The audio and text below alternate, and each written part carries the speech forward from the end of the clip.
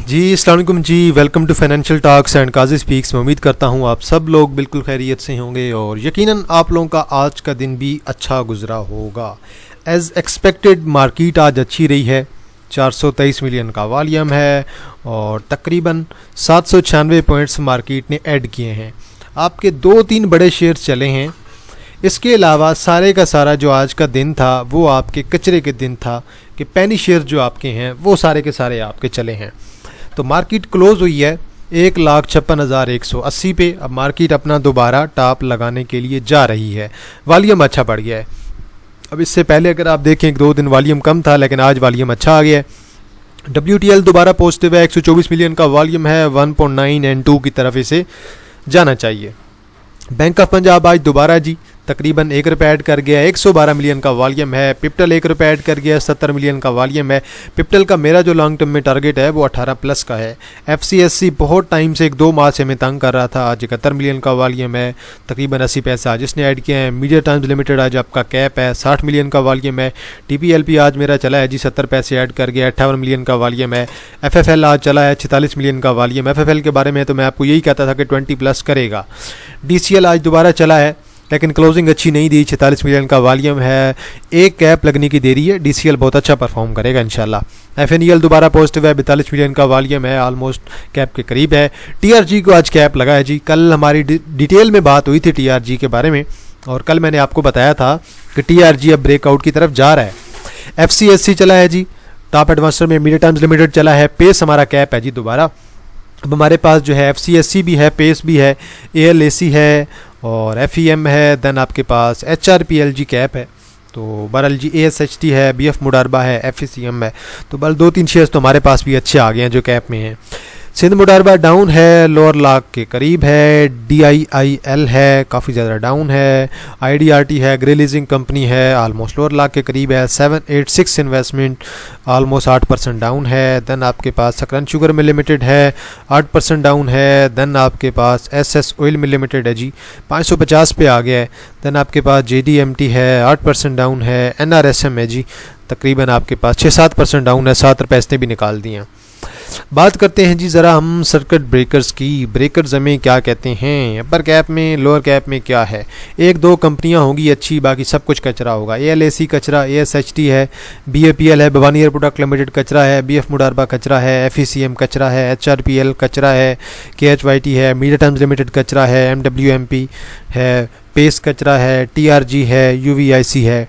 तो बरल जी आज आपके पास 1-2 शेयर्स ही हैं जो कि अच्छे हैं, जिनमें वॉल्यूम होता है रेगुलर बेस पे।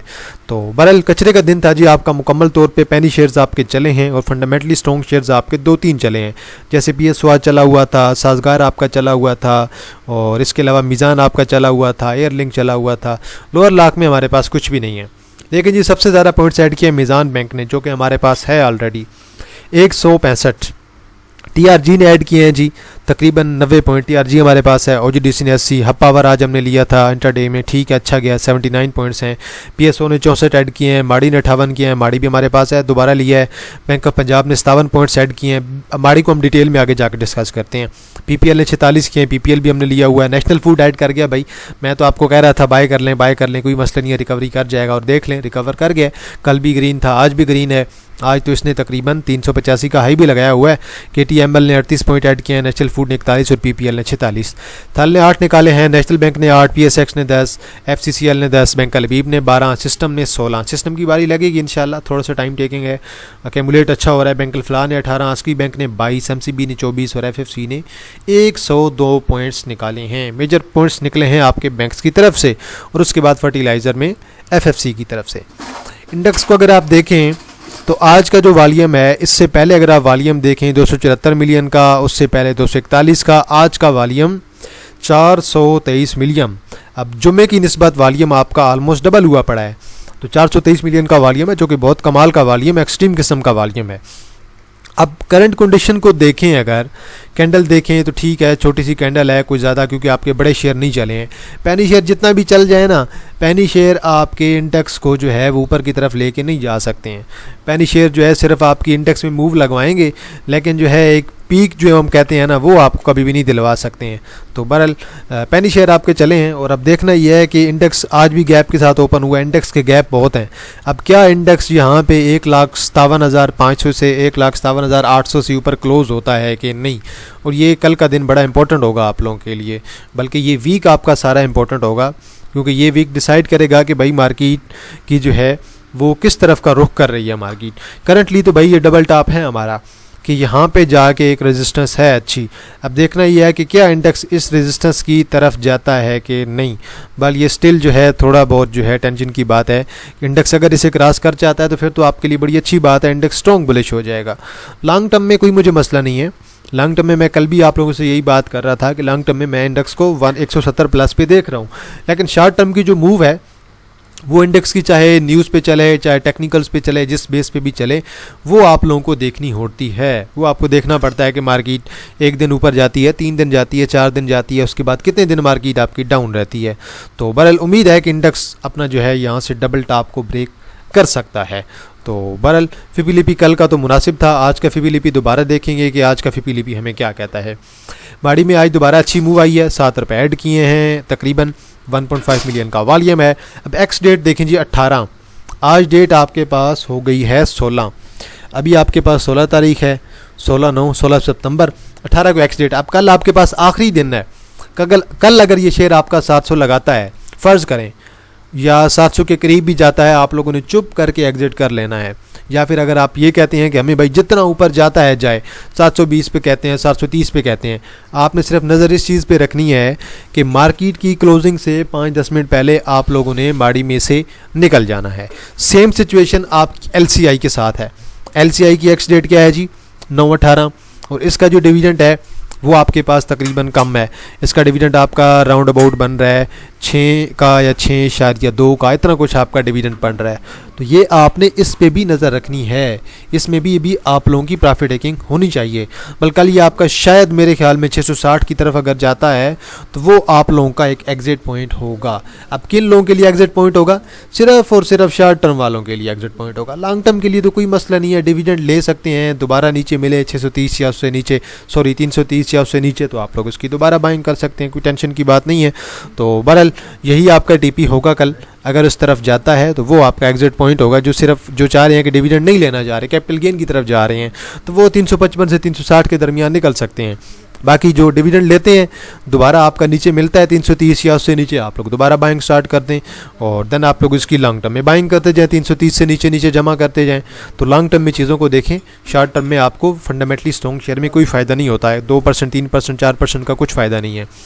अब रही बात TPLP की, TPLP में आज दोबारा वॉल्यूम पड़ा है, और ऐसा वॉल्यूम देखें ना, यहाँ पे एक दफ़ा वॉल्यूम पड़ा था, इसने इस लेवल को ब्रेक नहीं किया था तब भी, इस कैंडल पे भी अगर आप देखें ना, और आज दोबारा वही कैंडल पड़ी है, इस दफ़ा बड़ी ग्रीन कैंडल पड़ी है, वॉल्यूम भी ज़्यादा पड़ गया है 58 मिलियन का। लेकिन स्टिल हमें चाहिए इससे 11 से ऊपर अच्छी क्लोजिंग, 11 के बाद 11.38, दैन उसके बाद 12.33 और दैन 13.70 हमारा टारगेट है। और आखिरी हमारा जो टारगेट बन रहा है वो बन रहा है तकरीबन 15.5 से 16 के दरमियान, जो कि हमारा बिल्कुल पीक होगी।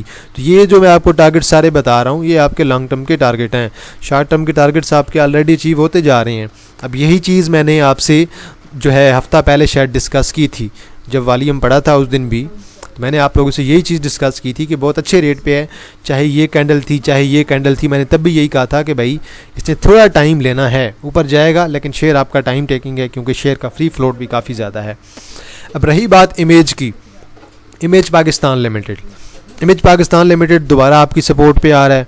अब तकरीबन आपकी 27.30 की सपोर्ट है। अब ये लेवल ब्रेक नहीं होना चाहिए। इवन करंट प्राइस पे भी बहुत अच्छा मिल रहा है, और एक बुलिश डाइवर्जेंस भी क्रिएट हो रही है, वॉल्यूम भी अच्छा पड़ रहा है, आखिरी घंटे में वॉल्यूम बहुत अच्छा आया है। अगर ये यहाँ से रिवर्सल देता है तो 30 तो पॉसिबल है ही सही। यहाँ पे 31 पे जो 1 आवर पे ये गैप है ना, 31 और ये 50 पे ये गैप कवर होगा, देन उसके बाद ये 33 और 35 की तरफ भी जाएगा। पर ये दोबारा अपनी सपोर्ट बनाने के लिए आ रहा है, और 27 से नीचे आधा रुपये नीचे आप लोग अपना स्टॉप लॉस एडजस्ट कर सकते हैं, क्योंकि 27 को नीचे अगर ब्रेक करेगा तो फिर शेयर के लिए जो है आपके लिए थोड़ा बहुत मसला हो सकता है। अब मैं ज़रा एक इमेज रीड के बारे में बात कर लेता हूँ। मैं काफ़ी दिन टाइम से सोच रहा था कि यार काफ़ी ज़्यादा मुझे इनबॉक्स भी आए थे कि सर इमेज रीड को बाय करना चाहिए कि नहीं बाय कर लेना चाहिए, तो वो मैं आपको ज़रा थोड़ा सा उसके बारे में बता देता हूँ कि इमेज रीड है क्या आपको, ताकि पता हो कि यार इमेज रीड जो है ये बेसिकली है क्या चीज़। तो देखिए भाई, इमेज वालों की अपनी जो है वो कंपनी है और उनके काफ़ी ज़्यादा अपने जो हैं आउटलेट्स हैं इमेज वालों के। तो अब बहरहाल जो है ये अपनी एक नई कंपनी बना रहे हैं इमेज रीड के नाम से। और अब होगा ये कि कुछ जो ब्रांचेस हैं, कुछ आउटलेट्स हैं, वो ऐसे करेंगे कि इमेज रीड के नाम हो जाएंगे, कहेंगे कि भाई ये इमेज रीड के नाम पे हैं, और इमेज वाले ख़ुद जो हैं उन्हें किराया पे करेंगे कि भाई ये इसका किराया है। अब वो उससे डिविडेंड देंगे कि नहीं देंगे इन फ्यूचर वो बात की बात है। अब इसकी स्टार्टिंग प्राइस जो है 10 है, और बहरहाल आप लोग देख लें ये इसका जो बिज़नेस मॉडल है ये सिर्फ़ और सिर्फ जो है जो सिर्फ किराए पे बेस नहीं कर रहा, बल्कि अगर आप इसे देखें डिटेल में थोड़ा जाके देखें तो इनका एक आध हाउसिंग का प्रोजेक्ट भी आ रहा है, वो शायद 2027 में या 2028 में जब भी कंप्लीट होगा। अब होगा ये कि ये हमसे आईपीओ करेंगे, आईपीओ से पैसा इकट्ठा करेंगे, उससे अपना प्रॉपर्टी का प्रोजेक्ट चलाएंगे और उस पर इन्वेस्ट करेंगे, और फिर उससे जो भी कमाएंगे, जो भी उससे इनकी ईपीएस आएगी, वो अगर डिविडेंड में देंगे या नहीं देंगे तो वो बात की बात है। लेकिन इमेज का बेसिक मकसद रीट का यही होता है कि आप लोग जो भी कमाएंगे वो आप लोग डिविडेंड में दे दें। बट डीसीआर का मुकाबला तो अब नहीं कर सकते ना, चाहे जो कुछ भी हो जाए, जो है डीसीआर तो बहुत तगड़ी चीज़ है।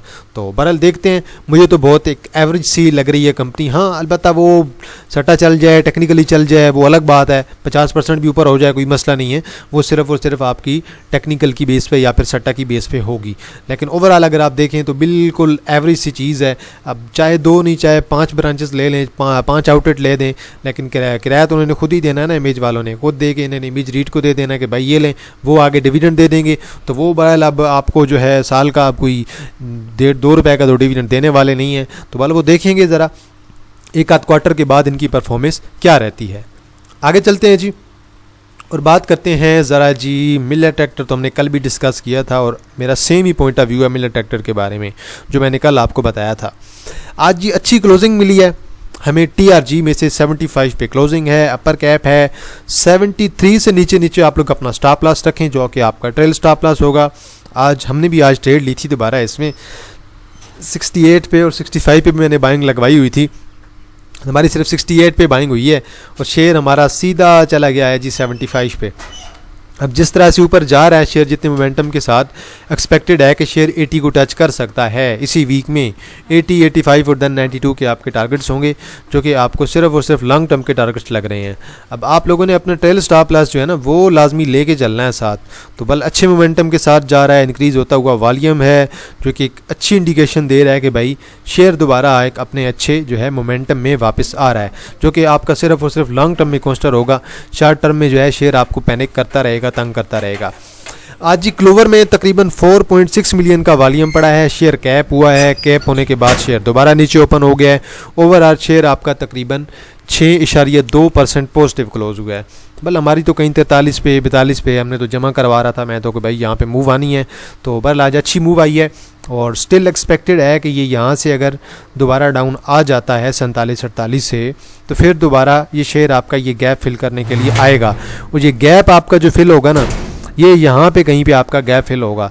ये गैप अच्छा खासा पड़ा हुआ है, अगर आप इस गैप को देखें ना तो ये गैप यहाँ से दोबारा फिलिंग के लिए शॉर्ट टर्म के लिए शेयर आपका आएगा।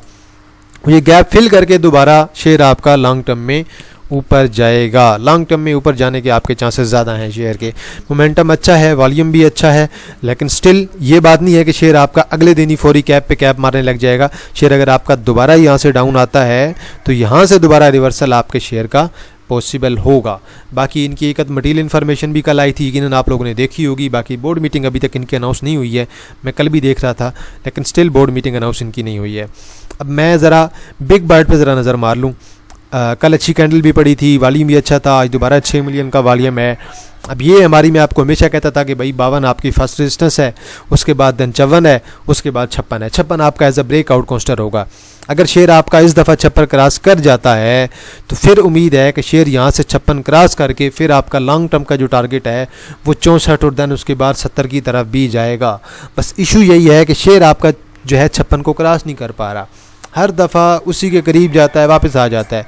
यहाँ पे देख लें, यहाँ पे देख लें, देन यहाँ पे देख लें, बिल्कुल जो है ये 54 से 56 के दरमियान जाता है, वापस आ जाता है। यहाँ पे देख लें अब दोबारा यही सीन चल रहा है। दोबारा अगर एक दो रेड कैंडल और डाल के दोबारा ऊपर की तरफ अगर निकलता है तो 56 को क्रॉस करना शेयर के लिए ज़रूरी है।